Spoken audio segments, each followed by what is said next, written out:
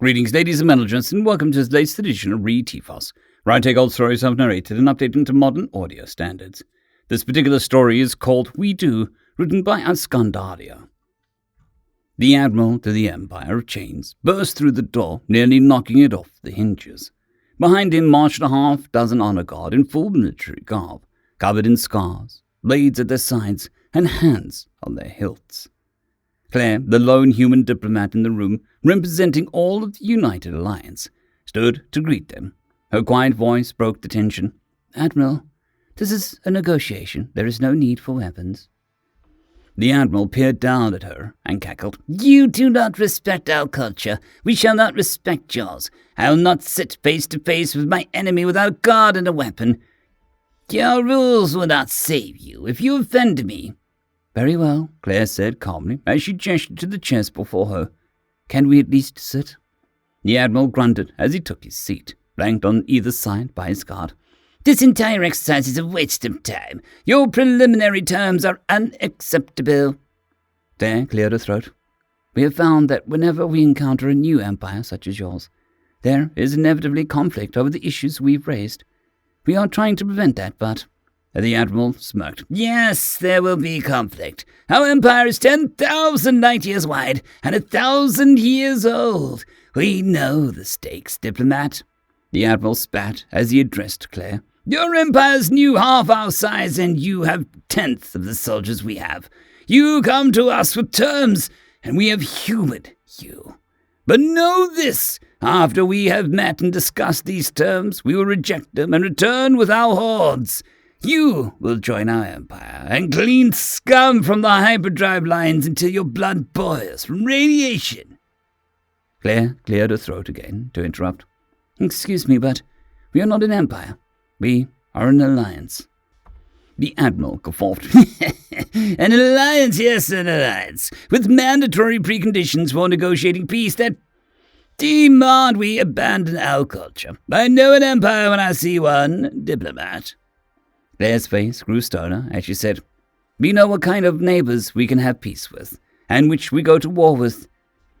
Now that we share a border, we need to know which you will be, thus the terms. As for your culture, if you consider our terms a violation of your culture, that bodes poorly for peace." The Admiral stared back, smiling at his guard who stood ready, as if expecting to fight at any moment. "Do you hear this human, this diplomat? She thinks that she can make demands of our empire after we've conquered their allies. The goal." And a few soldiers stepped forward and began to draw their blades. But the Admiral laughed. "No, let her live to see what becomes of her threats." The Admiral slammed his fist into the table, smiling, and Claire jumped, happy to get a reaction. "I will go now. Tell your soldiers to fear. We give no quarter to our enemies." He turned and began marching out of the room as his honor guard turned to follow. He reached the door quietly, and the human diplomat replied, "Tell your soldiers that we do." The Admiral paused briefly as the diplomat continued louder. "Tell them that in the midst of battle, in the mud and flames, when they feel alone and no longer believe in your flimsy calls for war, they can throw down their arms and find friendship. When they no longer fear your whips and chains, they can turn to us and find warm, dry quarters, hot food and peace. They will be taken to our homes, educated at our finest schools, helped by our best doctors, loved by our people. They'll work for pay and not for food." The Admiral stood, hand on the door, as his guards paused, looking not to him, but one another. "Please remind them that, as you've made so clear, if your side prevails, our homes will be scorched, and all the beauty they'll come to know of a free life will be wiped away in an instant, along with their lives. But if we prevail, they'll live in a galaxy where freedom is granted to all, and they can return to their families, not as battle slaves, but as free men and full citizens." "Do you think they'll help us, your slave army? Do you think they'll know how to turn the tide? Do you think you'll stand against us when every slave empire we've faced has fallen before us?" The room was silent as the Admiral's guards dropped their hands from their blades and turned to the human. The Admiral's hand fell from the door. Slowly, he turned to face the human as well. "Now," Claire said, passing papers across the table, "sit back down. We are discussing the terms of peace, which starts with the release of your slaves. End of story. Story number 2, The Mission Clock, written by Lagger CZE. The humans made a critical mistake when they joined the war on our side. They were very, very far away. Space is a large thing, empty and dead most of the time. Even moving at speeds faster than light, it takes an eternity to get anywhere. And once you are moving faster than light, you quickly find out there is only so much speed an organic being can withstand. Our projections told us the first human ships would reach our homeland in almost 8 of their years. Too late by far. Even with factories running around the clock, we only had ammo for 4. Before a single shot had been fired, the humans had already failed.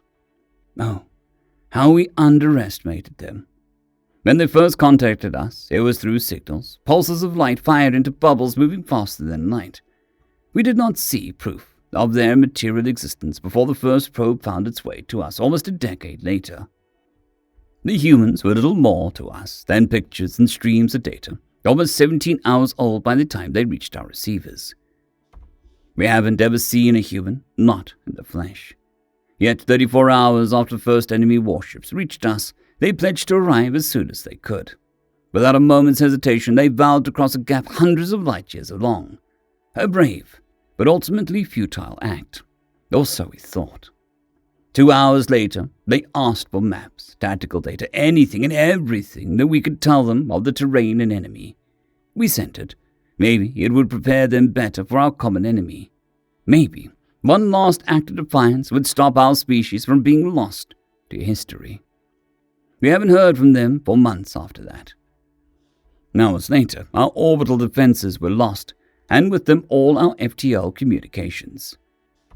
The enemy forced us into a ground war, a war we knew we couldn't win. All we had were empty promises. Or so we thought. A year into our war, the promised help arrived. There were no humans, none like we knew from their broadcasts. Instead, the atmosphere of our homeworld was pierced by thousands of drop pods, often landing in active combat zones, carrying countless machines and supplies. Wheel treads and jet engines roared to life in our defense, followed by the wrath of human guns. They could not come themselves, so they sent machines. For almost a month, our skies lit up every night as more ammunition and equipment fell into the gravity well. A valiant effort to supply hundreds of thousands of combat drones, followed by food and medical material. In our history, we have never seen an army so vast and powerful. Its vastness devoured our enemy and reshaped lines more with each passing day, creating a beacon of hope that shone brightly through the night. Our troops learned quickly, adapting to the presence of human machines. The drones fought with persistence none of our kind could match, doing everything they could do to destroy as many enemies as they could in the initial shock of the assault. But as we followed them into the heat of battle, bent on using the window they provided to gain ground, they seemed to learn too. When we pushed, so did they. When we held the line, they would too. And as our advance liberated the first enemy labor camps, the drones sacrificed themselves the first time, protecting one of ours. In short order, the machines were an integral part of our tactics. Together we fought.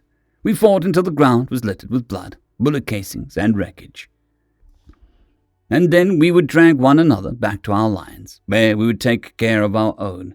We patched the hole-ridden hulls of each machine, doing our best to emulate the original design wherever possible. In turn, the machines learned when we could no longer fight, where and when to drag our wounded.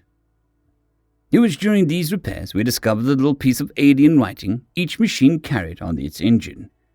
At the beginning, we didn't know what these were, merely replicated the text to keep the machines true to their form.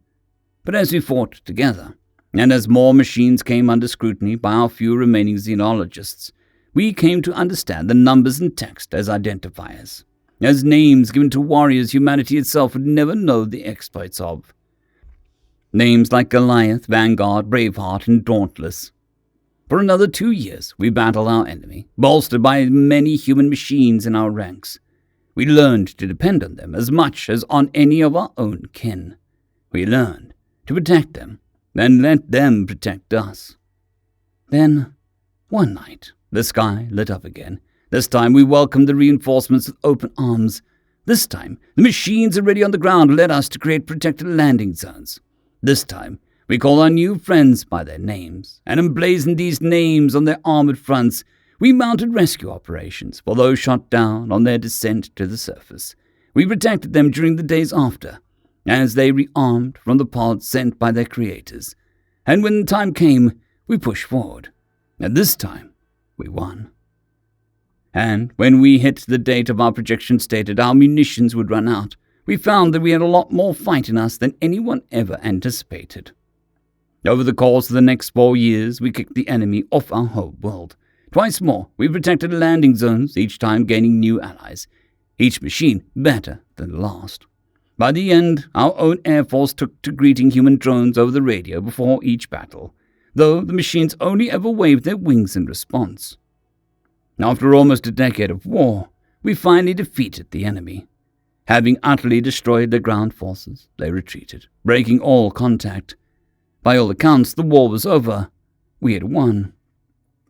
The first crewed human ship arrived almost a month later. It was not a military vessel, nor a transport crewed by armed volunteers, no.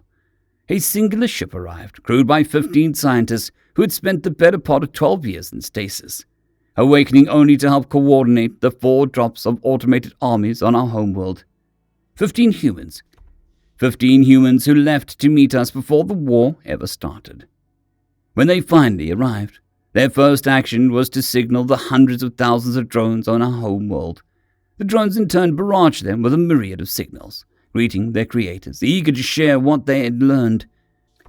From their hulls, covered in bullet holes, often functioning for years on end, came sets of uncharacteristic signals, always ended by a timestamp. Some of the machines told to anyone who was listening how they ran for thousands of hours. When we asked the humans to explain, they sadly smiled and told us of a tradition as old as their exploration of space. The mission clock. End of story. I would like to thank our T5 members and patrons, Casper Arnholtz, John Creighton, Vidmori, 050, Dragzoon WRE, and Elijah Silvercross. Thank you very much.